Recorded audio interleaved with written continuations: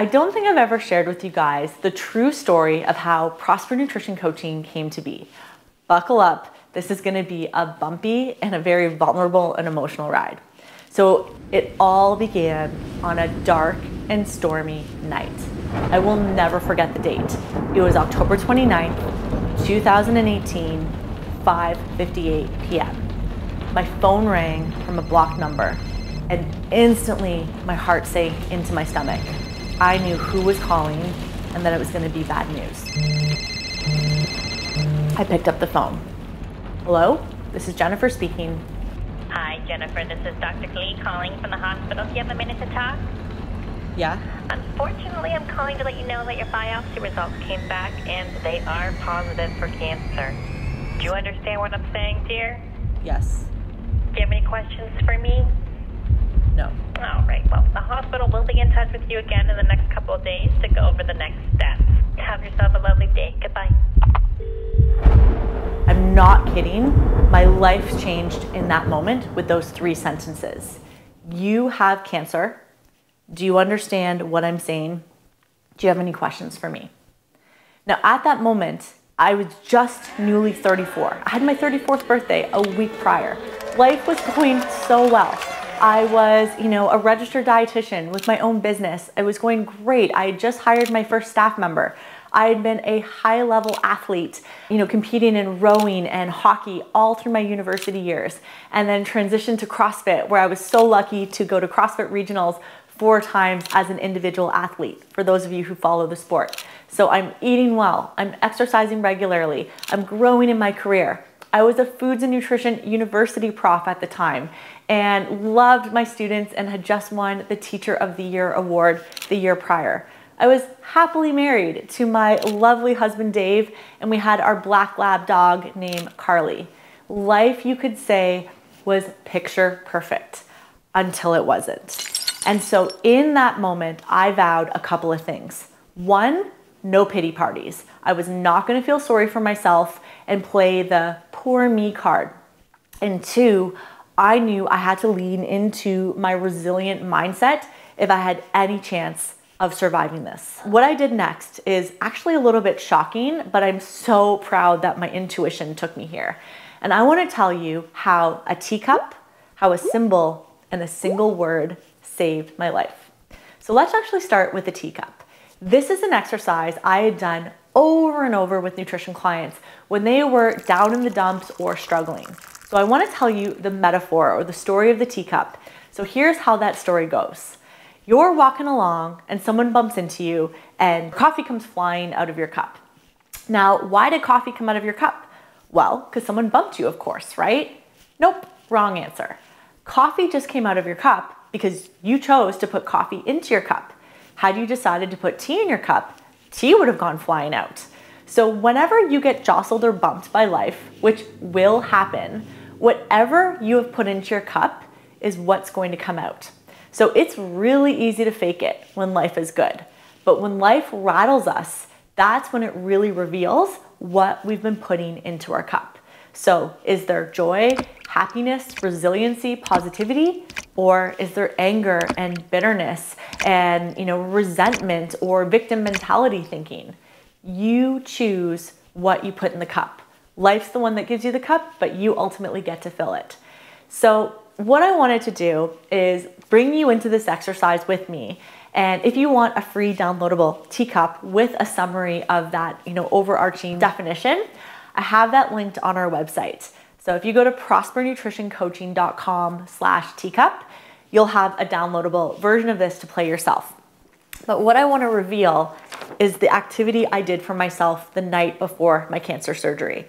So I knew I was in for a bumpy ride. I had no idea how severe the cancer was at the time, but it was bad. And so I sat down the night before surgery and I drew a blank teacup on a piece of paper. And I thought about what were those words I needed to put inside of me in that night so that whatever happened, how things unfolded, when I got rattled, this is what was going to start pouring out of me. So I picked things like love, happy, courage, resilience, strength, positivity, fearless, inspiration. Again, I didn't know how I was going to use those words, but I knew that they needed to come out of me as the going got rough. And man, oh man, was I in for a bumpy ride. I wake up from surgery and things are just a mess. I'm informed by the bedside nurse that I no longer have any ovaries, my uterus, my appendix is gone, my ileocecal valve, 2 big fragments of my large intestine have been cut out and sewn back together. And then the cancer also infiltrated around my bladder. So they cut off a third of my bladder and sewed it back together. So now I pee like a pregnant person constantly. So anyways, I wake up and I'm in searing pain with 32 staples from basically my chest down to my pelvis. To make matters worse, something was wrong with my leg. I tried to wiggle my toes, nothing happened.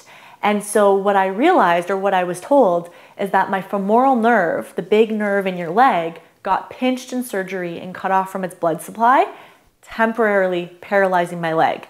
So I actually had to teach myself how to walk again, first using a walker, then a cane, before I could walk independently, which is something I will never ever take for granted again.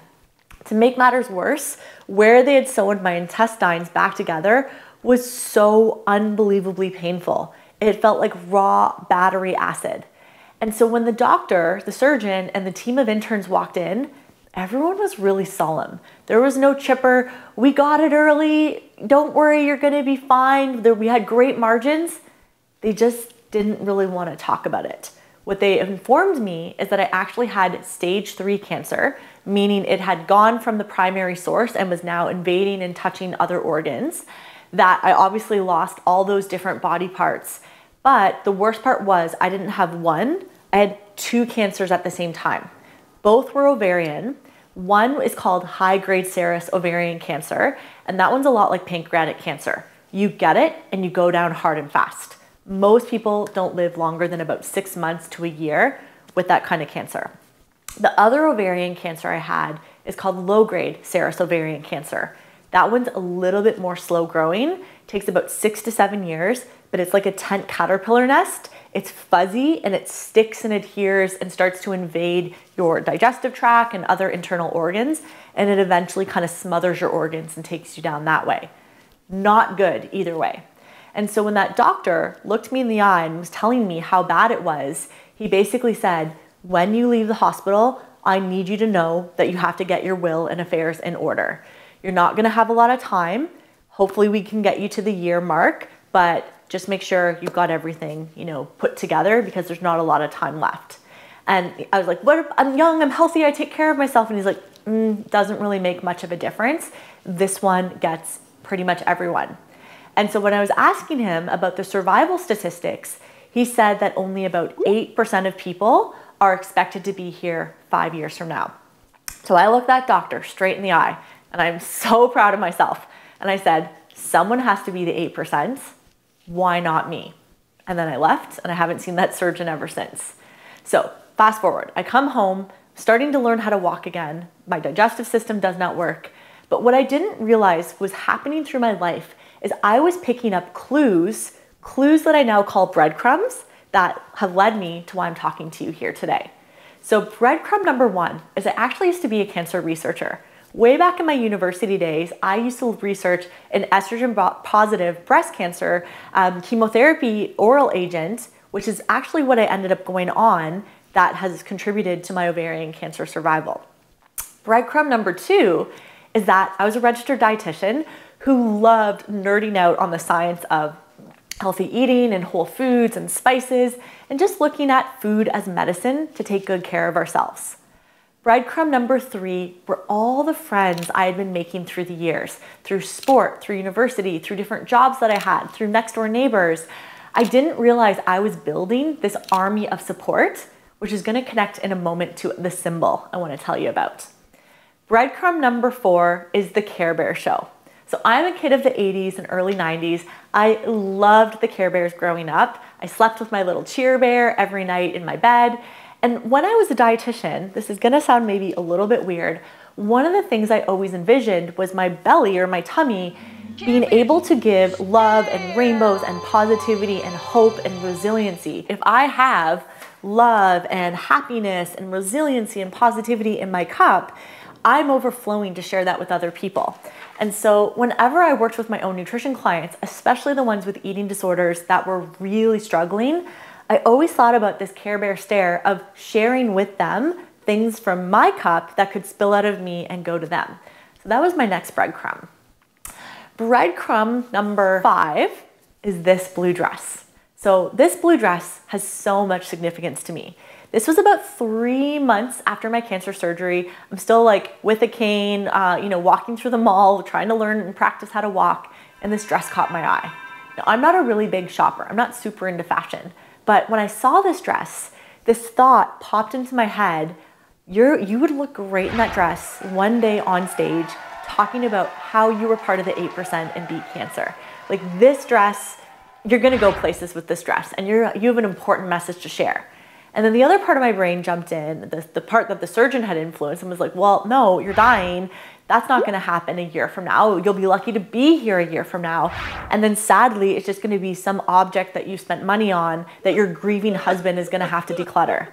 And in that moment, I knew I was at a fork in a road. I could choose to live or I could choose to die. So I chose to live and I bought the blue dress. And then finally, that led me to the final breadcrumb, which is Prosper Nutrition Coaching. So in my heart, I knew I was gifted with this skill of teaching people about a healthy and positive relationship with food, how to be anti-disordered eating and diet culture, how to make nutrition coaching fun and gamified, the psychology of behavior change. So I hopped in front of a camera and I just started to download my brain. First, it started as a training module for my new dietitians on my team, so I could train them while I wasn't feeling well going through treatment. But then it turned into something bigger, and it became this accidental business of other outside gym owners and fitness professionals and nutrition coaches who were like, I want to learn from you. Can I have access to your in-house training program? And that is how Prosper Nutrition Coaching came to be, which is like so cool that I get to be in this blue dress telling you about all of this. Okay, so those were my breadcrumbs.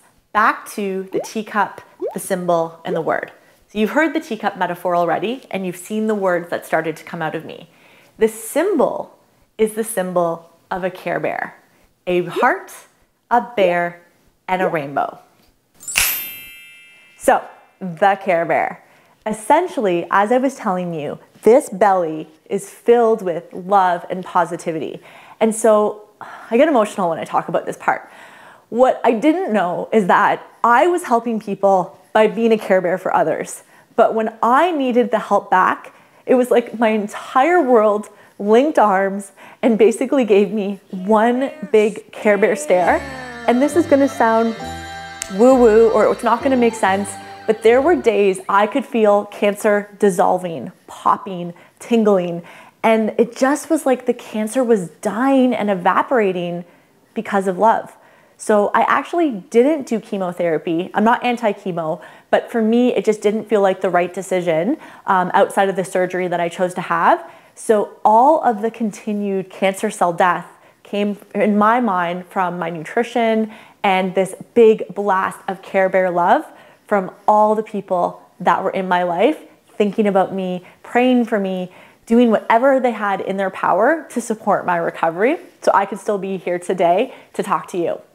So now you get the teacup. Now hopefully you understand the Care Bear. Finally is the word. So back to that night when I got that phone call. I knew I had a bumpy ride, but I also was really determined, as you can see. And so there was one particular word that popped up in my mind the day I got the phone call. And so it is now exactly 5 years to the day of October 29th, 2018. And so I am the 8%. I'm cancer-free and doing well. And you know what that word was that I picked the moment I hung up the phone? That word was unstoppable.